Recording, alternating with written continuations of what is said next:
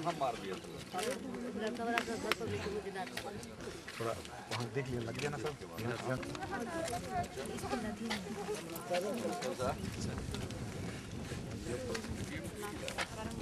आप उधर आइए, आप मुखिया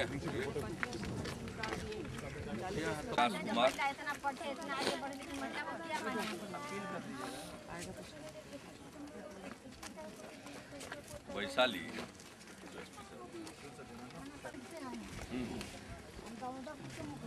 अच्छा, पंचायत से कोई काम नहीं कर रहे हैं, हम कार्यालय बंद कर ताला लगा दिए, वो अपने घर पर कार्यालय खोले हुए हैं, पंचायत सेवा पर निर्भर कर रहे हैं। हम लोग का कुछ समझ नहीं रहा है। कौन पंचायत है? दामोदरपुर पंचायत। कौन ब्लॉक? कांटी मुजफ्फरपुर। हाँ ठीक है। नहीं अभी जी बिगड़ जा रहे हैं ना साहब।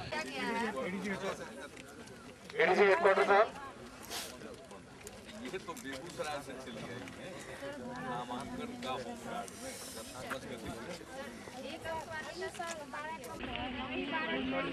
एडीजी साहब हैं, बताइए। राजा पाकर में काउंसलिंग में गड़बड़ किया है, कचहरी वाला सचिव ने है?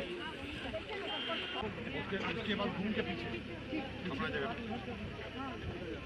फिर यहीं पर आना है।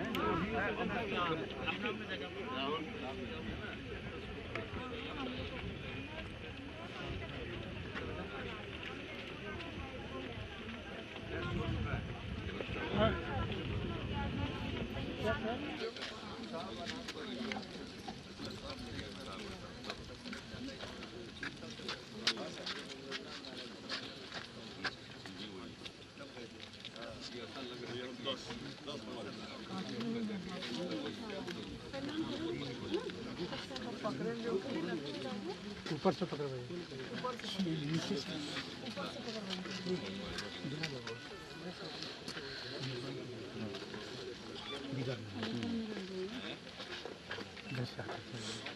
नामकरण में संशोधन कहाँ गए?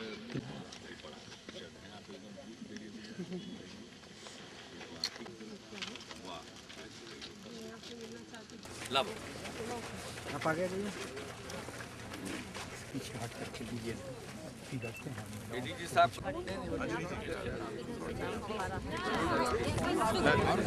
कैसे लेडीज घुसेगी इधर भाई?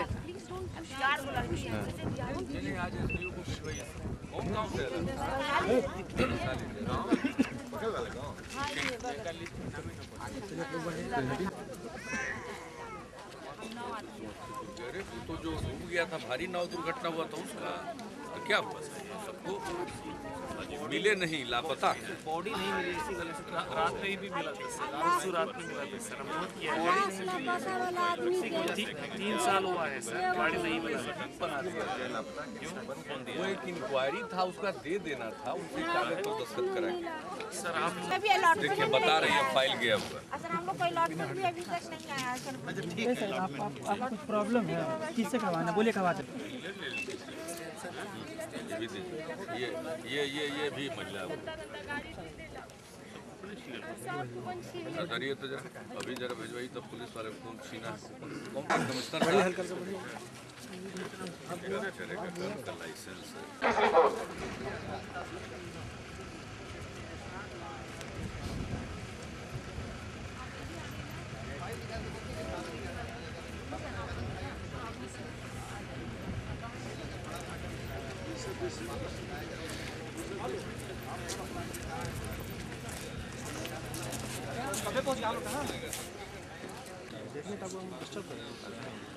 हम लोग एक दिन सीएम में चल जाएगा।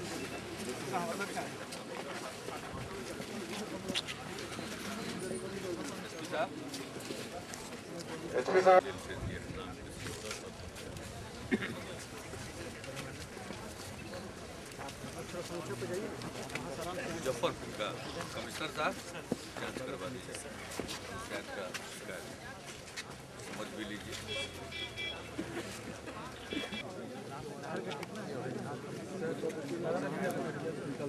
अभी तक नहीं चलता है सर। ठीक है, वो तो हम देख ही लिए हैं।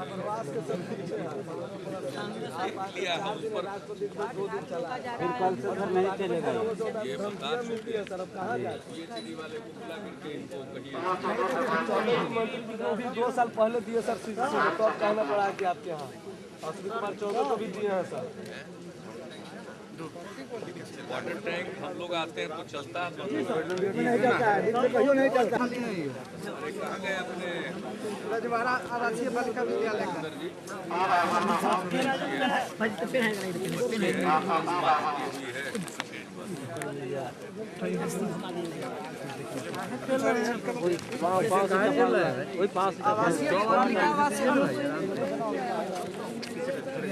यार क्या हमारा कलर वो ठका देगा आप। एक आदमी आगे बढ़ करके पीछे वाले का ले लिया करिए।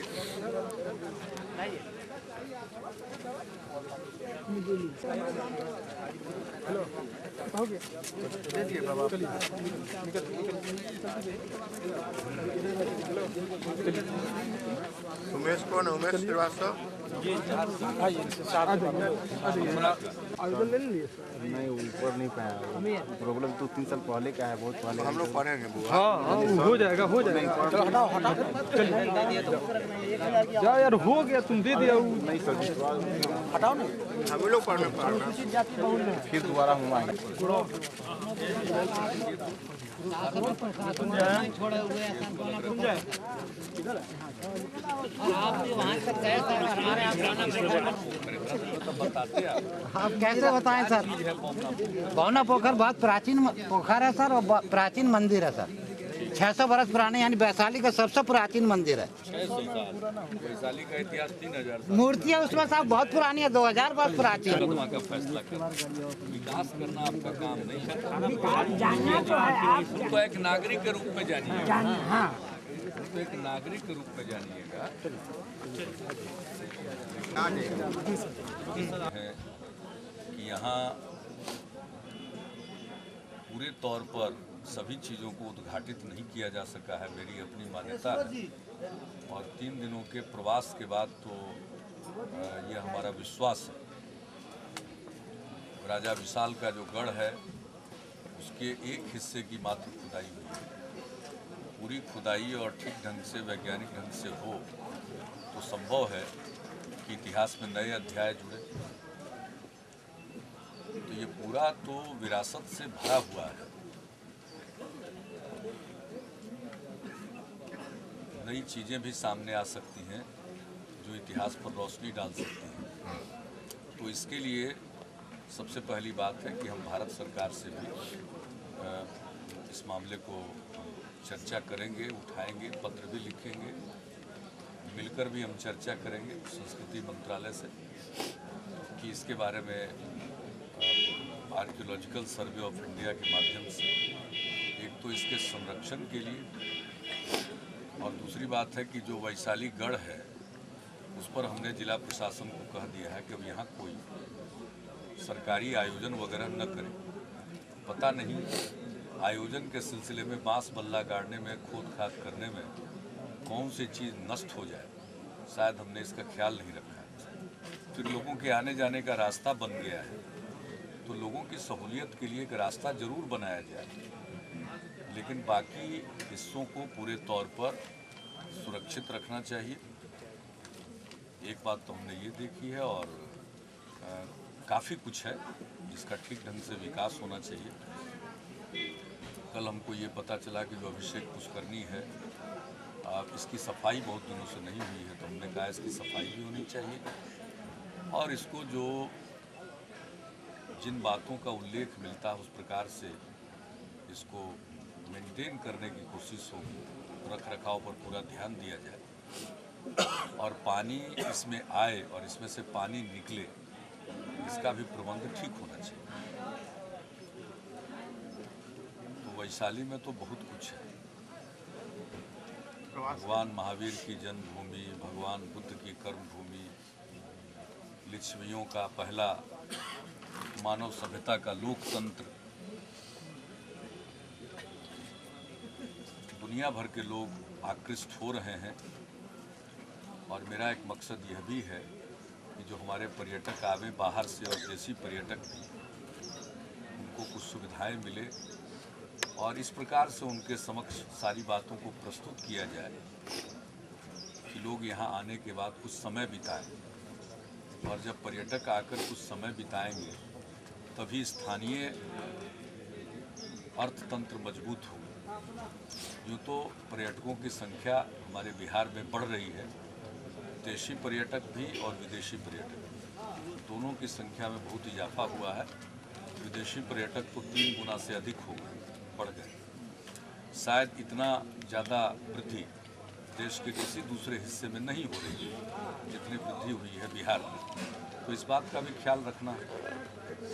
तो इसी सिलसिले में हमने राजगीर का प्रवास किया और उसके अगल बगल के इलाकों को देखा, नालंदा, गया जिले में, नवादा जिले में, वैशाली आकर देखा, बोध गया में इसी तरह से प्रवास करेंगे। और इस सर्किट में लोग आए और अनेक दिनों तक रहें और बीच में पटना में भी बुद्ध स्मृति पार्क का निर्माण कराया जा रहा है, जिसका हमने निर्देश दिया है कि उस पार्क के निर्माण में और क्या कुछ किया जाए, सरकार की तरफ से किया जा रहा है। किस ढंग से वहाँ स्तूप का निर्माण हो, इसमें बौद्ध धर्मावलंबियों को भी उनकी राय ली जाए, ये भी हमने कहा। तो काफ़ी संभावना है और सब लोग इस सर्किट में अनेक दिन व्यतीत कर सकते हैं। तो सही मायने में जो पर्यटन को बढ़ावा मिलेगा तो उससे हमारे अर्थतंत्र को भी मजबूती मिलेगी, लोगों के लिए रोजगार के भी अवसर पैदा होंगे। वैशाली में कोई समग्र योजना बनेगी टूरिज्म को लेकर? नहीं, जरूर, इसी का तो मैं जिक्र कर रहा हूँ। हमारे जिक्र करने का अर्थ क्या था? संभवतः शब्द जो लिखा हुआ है वो लगता है जो बातें हैं, जो भी प्रमाण इस प्रकार की चीज़ों को सिद्ध करने के लिए माने जाते हैं, तो उसके हिसाब से वह भगवान बुद्ध के जीवन में कुछ चमत्कार की घटनाएं हुई। उसमें से एक स्थल है, भगवान बुद्ध ने वहाँ वर्षावास किया।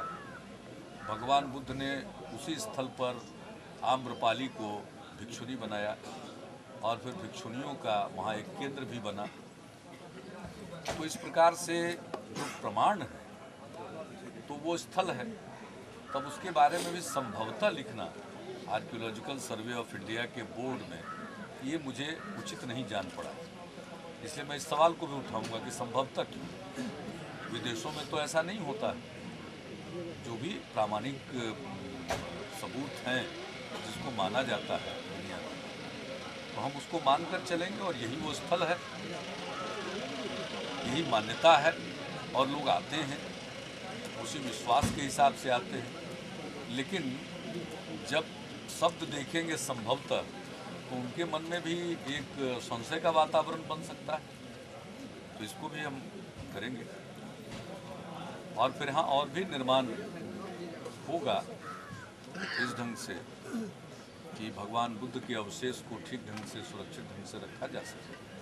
तो ये सारी बातें हैं और यहाँ मैं आना चाहता था, आकर के स्वयं देखने का अवसर मिला। और यही नहीं, आज के राजकाज से भी संबंधित सब काम हमने किया है। कई गाँव में गए, हम बड़ेला लेक की तरफ भी गए, तो वहाँ के बारे में मेरी समझ से बड़ेला झील के बारे में 3 स्टेक होल्डर हैं। एक तो बीच का इलाका जो सरकारी इलाका लोग बताते हैं, जिसमें पानी ज़्यादा रहता है, वो है। बाहर के भी पक्षी आते हैं, प्रवासी पक्षी, तो पक्षी विहार के तौर पर एक उसको देखा जा सकता है और पहले से ये नोटिफाइड है, मुझको बताया गया है।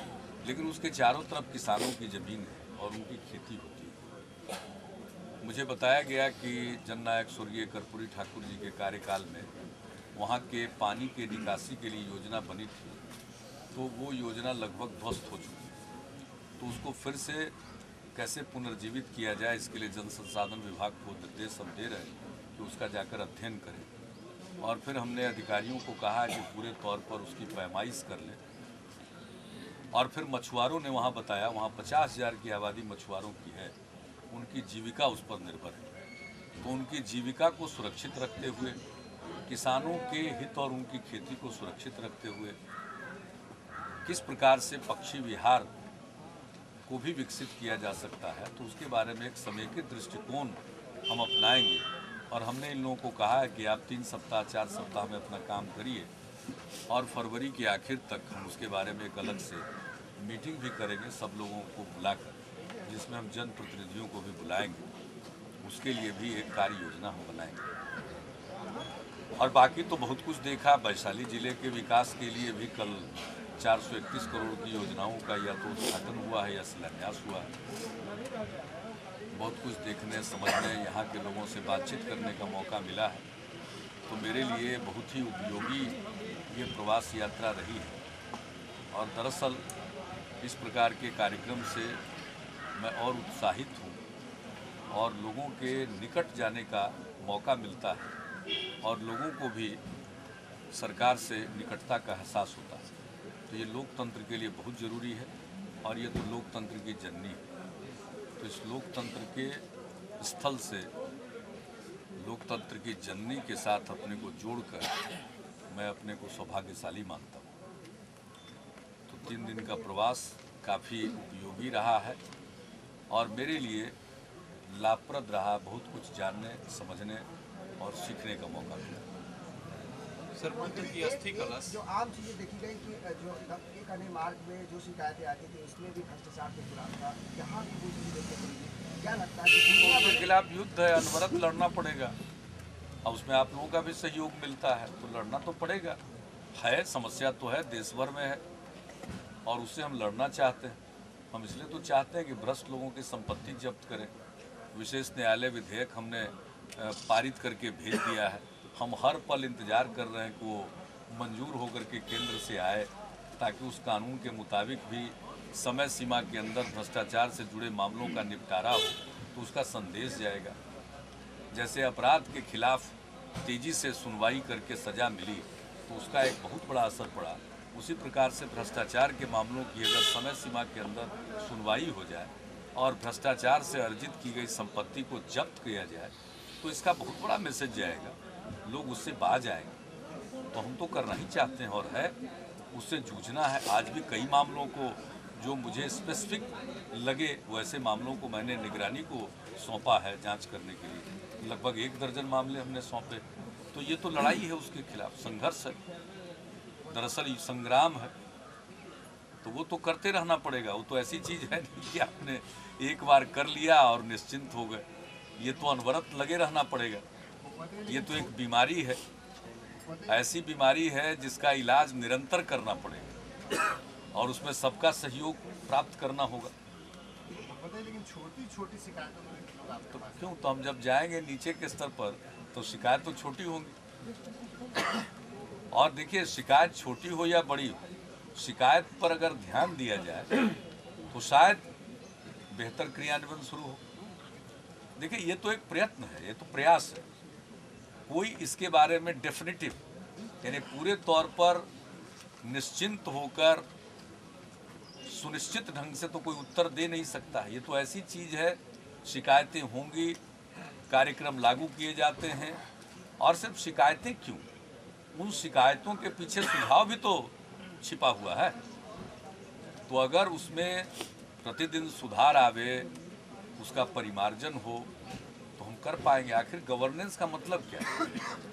प्रयास, कोशिश करिए, बेहतर परिणाम उसके आएंगे। और जो धनराशि जनता के लिए हम लोग आवंटित करते हैं वो उनके लिए खर्च हो, यही तो उद्देश्य है।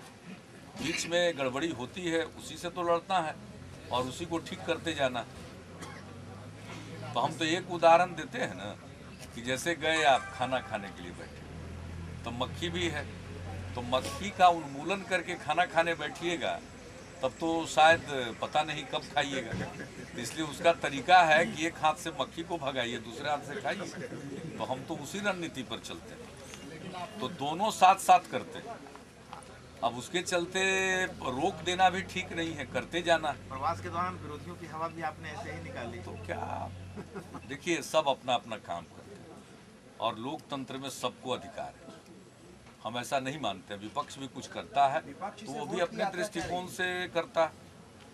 कुछ लोग बैठे हुए थे कल रात में, उन्होंने अपना काम समाप्त किया। कुछ लोग मिलने भी आए थे, तो चलेगा, लोकतंत्र में चलेगा। और हमेशा विपक्ष को मौका मिलना चाहिए, वो अपने ढंग से वेंटिलेट कर पाए।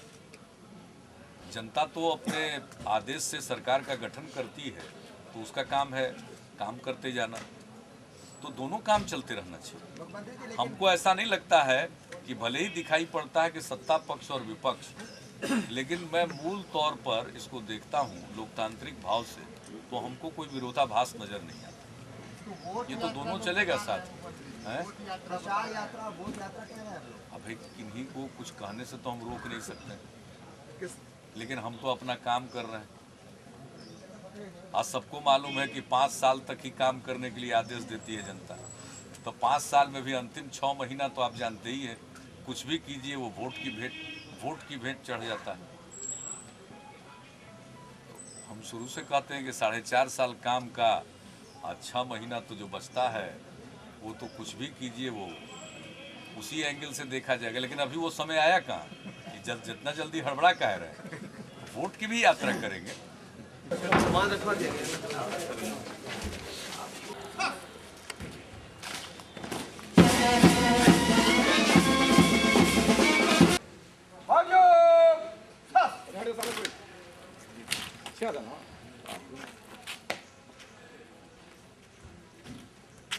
श्रीमान सम्मान गार्ड आपके निरीक्षण के लिए तैयार है।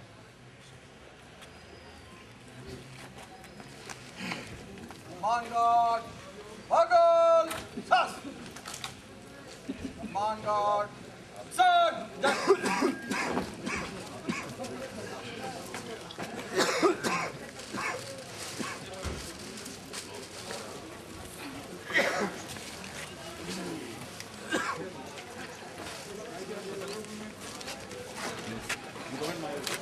फुलवा वाला के जल्दी है सर, देखो फुलवा के बीच में आने वाला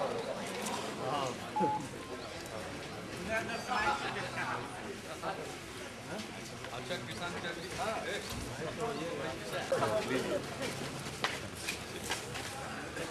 हमारे क्षेत्र के ना हमरो रहे ये फोटो अलग फ्रेम में खाली समझ गए। अरे वो हमरो हमरा आए अपने के गांव जरूर। ठीक। कमिश्नर साहब कहाँ गए राजू जी? कमिश्नर